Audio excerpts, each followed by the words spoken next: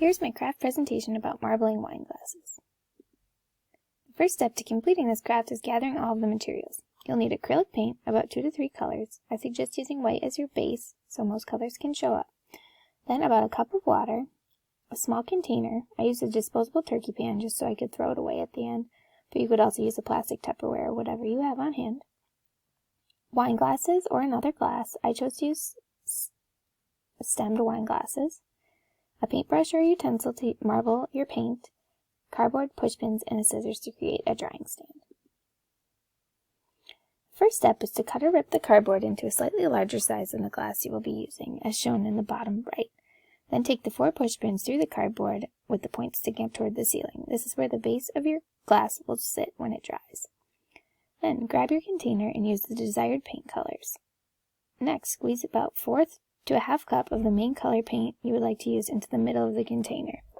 Then add the desired amount of drops and other paint colors in the pile to your main paint color. Next, take your paintbrush and plastic utensil and begin to slowly run the tip through the drops of colored paint to create a marble effect. You can continue swirling until the paint is to your desired look. Then add about a 1/2 cup of water on top. Feel free to adjust this if you think the paint is too thick or too thin. Then grab your wine glass by the stem or the top rim of the glass if you do not have a stem.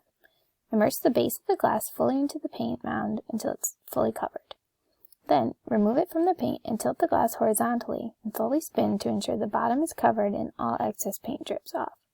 Place the glass into the cardboard pushpin drying stand with the painted bottom at the top of the points of the pins. Because I was working with what my parents had, my materials were limited. This caused some troubleshooting.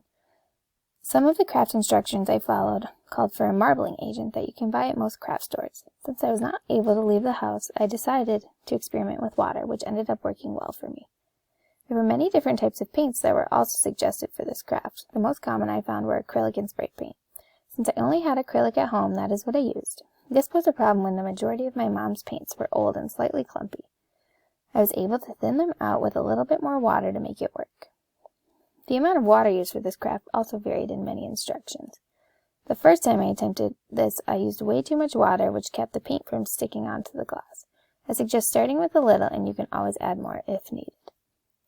While I knew I wanted to marble a wine glass, I know that not everyone drinks wine or has access to these glasses. I attempted to do a small skinny vase that my mom had to see if other glass containers would work. Unfortunately, it did not work very well due to the amount of water I'd used and the container. I believe if you had a smaller container with more depth and more paint, this would have worked much better. And this is the final prep. I chose to do 2 different colors to see how different marbling would show up on the bottom, but they all turned out pretty great.